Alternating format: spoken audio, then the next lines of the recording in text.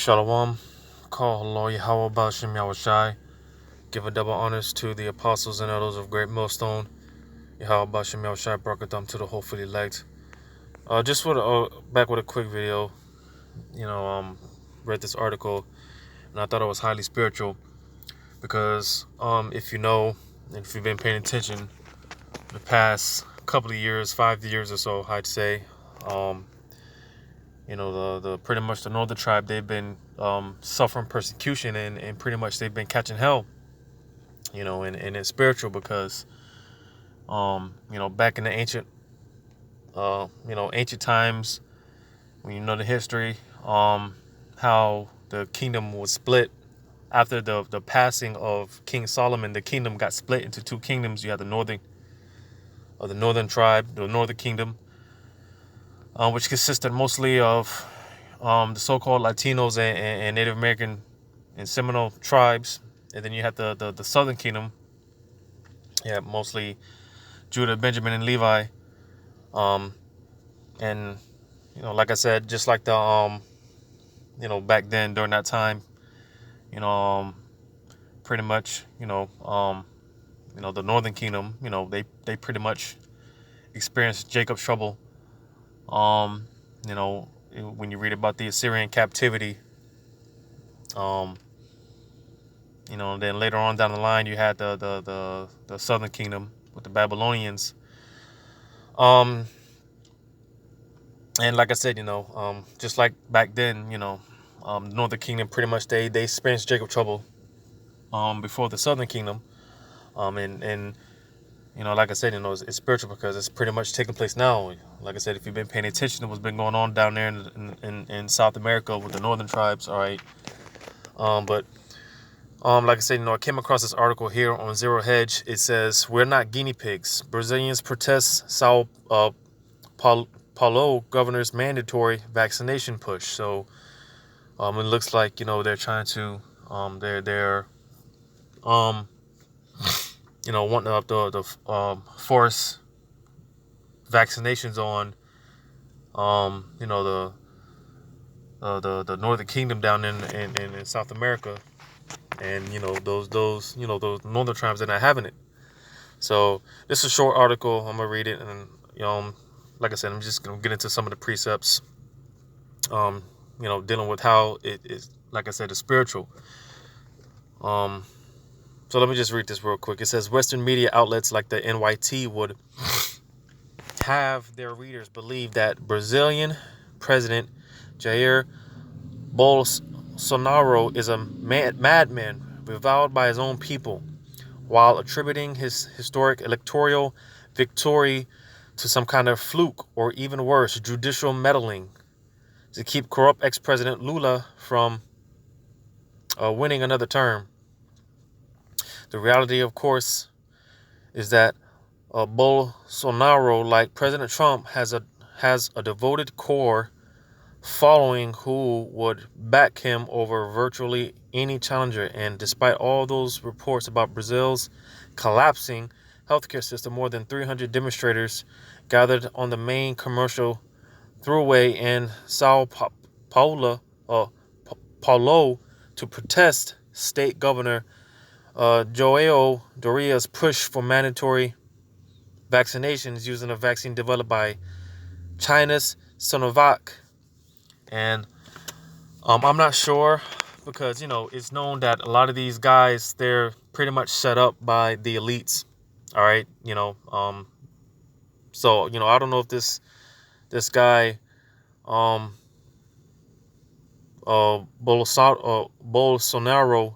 I don't know if it, just like some coup or something, and he's set up. I'm not sure, but and that's pretty much how a lot of these countries, man, they're all jacked up because again, they're puppets for the elites.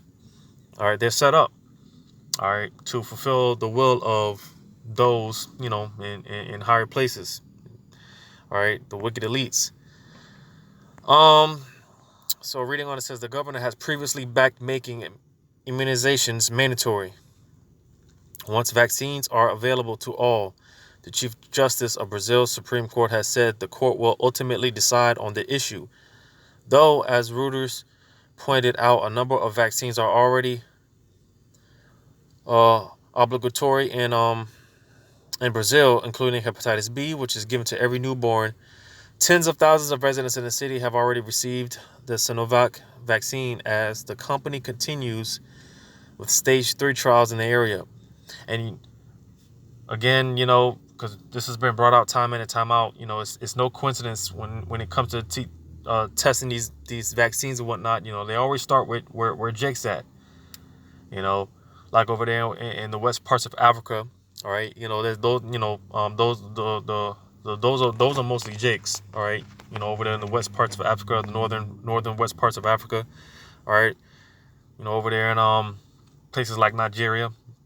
All right, a lot of that's Jake, and again, it's no coincidence they go to these places where predominantly Jake is at. All right. It says the program seemed to have infuriated the protesters as they waved signs claiming "We are not guinea pigs." Reuters reported that the tightly packed protesters. "We are against the authoritarian Chinese ambassador Joao Doria, who could now make the vaccine compulsory against our wishes," protest Andre Petro said. "This doesn't happen anywhere in the world, not even in China," which, we know and understand. Soon, that stuff is coming here. All right, and even more so with the chip. All right, they're gonna force vaccinate. Excuse me. They're gonna force microchips into everyone, pretty much. All right, because like I said, been saying it's time in and time out. These are not but beta tests. What's going on in these different countries? All right, that stuff is surely gonna come over here. All right.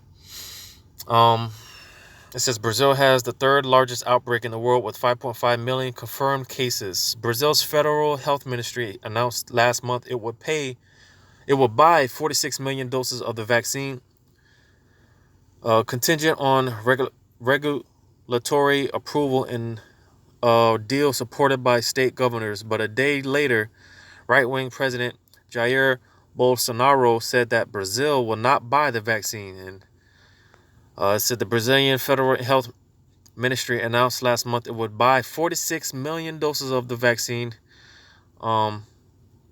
contingent on regulatory approval and a deal supported by state governors. But one day later, Bolsonaro stepped up to trash the deal, and I think that's it. But so pretty much, they want to vaccinate, force vaccines on the Northern Kingdom. All right, and again, pretty much because they've, like I said, if you've been paying attention up on game, what's been going on down there in South America with the northern tribes, all right, they've pretty much been going through it over the past couple of years. And like I said, it's spiritual, which is the point of me doing this video, because just like back then, what I mentioned after the time of King Solomon, after he passed and the kingdom was split, all right, you had the beef with the northern kingdom and the southern kingdom, but because Jake was going off back then altogether, but nevertheless, pretty much the northern kingdom, man, they went into pretty much Jacob's trouble first. All right, and predominantly most of the southern kingdoms here, you have all the tribes mixed and mingled throughout America, but more so you have the southern kingdoms, southern tribes mixed here, mixed about the most. All right. And again, Jacob's trouble, is knocking at the door. It's right at our front door. So just to get a little history, because if you didn't know, those so-called Peruvians and Colombians and Chileans, all those tribes down there, man, those are our people. All right. They're Israelites. They make up the 12 tribes of the nation of Israel. All right. So just to get a little history. I wanted to do this while the spirit was hot, because kind of in a rush. Starting at 2 Kings. I'm gonna start at 2 Kings, the 17th chapter, and I start at verse 1. It says, "In the 12th year of Ahaz, king of Judah, began Hoshea, the son of Elah, to reign in Samaria over Israel 9 years. And he did that which was evil in the sight of Yahweh, but not as the kings of Israel that were before him. Against him came up Shalmaneser, king of Assyria, and Hoshea became his servant and gave him presents. And the king of Assyria found conspiracy in Hoshea, for he had sent messengers to So, king of Egypt, and brought no present to the king of Assyria, as he had done year by year. Therefore the king of Assyria shut him up and bound him in prison. Then the king of Assyria came up throughout all the land and went up to Samaria and besieged it 3 years. All right, and this was predominantly where the northern kingdom was at. It says, in the 9th year of Hoshea, the king of Assyria took Samaria and carried Israel. All right, because that was the northern kingdom. All right, you had the kingdom of Israel, which was the northern kingdom, and then you had the southern kingdom, which was the kingdom of Judah. All right. It says, and carried Israel away into Assyria, and placed them in Halah and in Habor by the river of Gozan and in the cities of the Medes. All right, because just like today, all right, you had Jake was mixing and mingling and dabbing in these false gods and heavy into idolatry. So and that's the same thing that's taking place now. You wonder why I believe it was Puerto Rico, if I'm not mistaken. Earlier this year, they caught like 1,000 earthquakes in less than a week. All right, because the northern tribes they still deal heavily with that in that idolatry, Santa Maria and all that stuff. All right, they still dab in it. All right, but just to show how pretty much the kingdom of Israel or the northern kingdom they pretty much experienced Jacob's trouble. All right. And you have some of the tribes. They when you go to Second Esdras, this what is that? The Second Esdras, the 13th chapter. Is it Second Esdras? Yeah, that's Second Esdras 13th. Starting at verse 40. Second Esdras, the 13th chapter. Start at verse 40. Just get to the point. If this will load. Come on now. Come on. Let's try this again. Second Esdras 13, verse 40. Oh my goodness.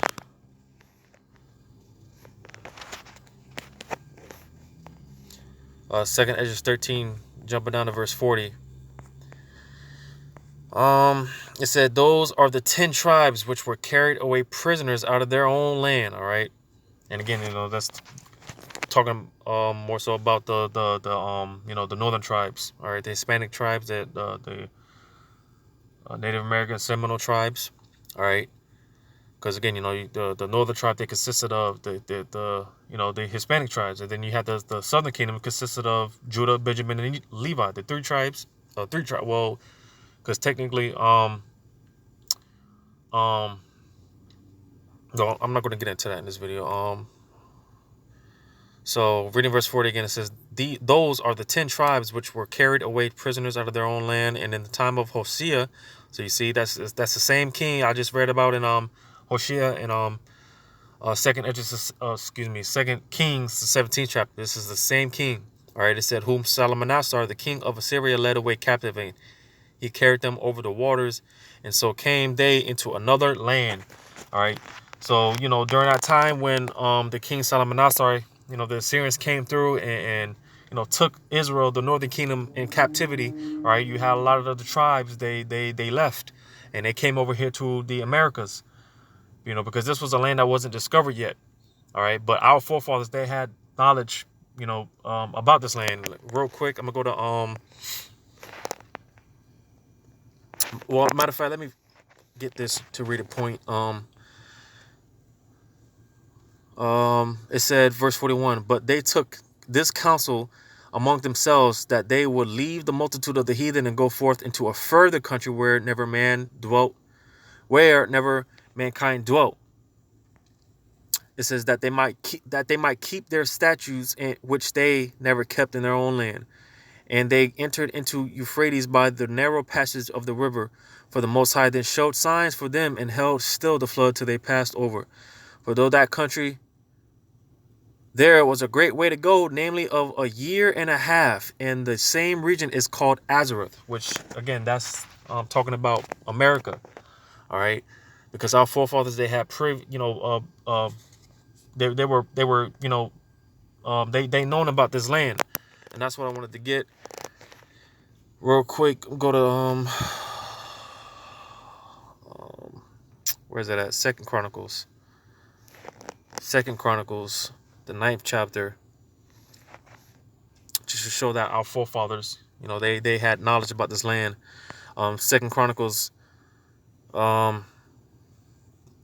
9, I started verse 20. It says, and all the drinking vessels of King Solomon, which were of gold, and all the vessels of the house of the forest of Lebanon were of pure gold. None were of silver. It was not anything accounted of in the days of King Solomon. For the king's ships went to Tarshish with the service of Huram. Every 3 years once came the ships of Tarshish, bringing gold and silver, ivory, and apes and peacocks. And King Solomon passed all the kings of the earth in riches and wisdom. So,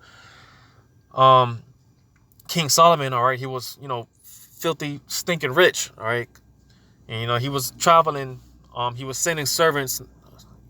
Yeah, he was sending servants. He wasn't traveling himself, but he was sending servants, all right. And, sending some of the tribes and certain of the slaves. He's sending them back and forth. And the journey took a year and a half to get there and a year and a half to get back. All right, that was a total. It was a 3-year trip, one way trip. 1 year, a year and a half to get there, and a year and a half to get back. It took a total of 3 years. All right, just showing that our forefathers they had knowledge about this land, and they were bringing goods and stuff. Bringing all type of riches and stuff. So our forefathers they knew about this land. So this is why when you go back to Second Esdras, all right, this is why when the Assyrians came through and took the northern kingdom. Some of the tribes that came over here, all right, this was a land that wasn't known to, this wasn't a common land, all right, this wasn't known to the known world at that time, all right, but, it was, of course, it was set up that, pretty much, Esau would come over here and conquer, rape, and rob the northern tribe, because they were going off, they were being wicked, but yeah, so a lot of the northern tribes, they came over here, all right, they settled down and whatnot, but just showing that the northern tribes is why you got a lot of Hispanics down there in the South Americas. Because the prophecy says that they'd be there till this day, all right, till the end of actually it's the next verse.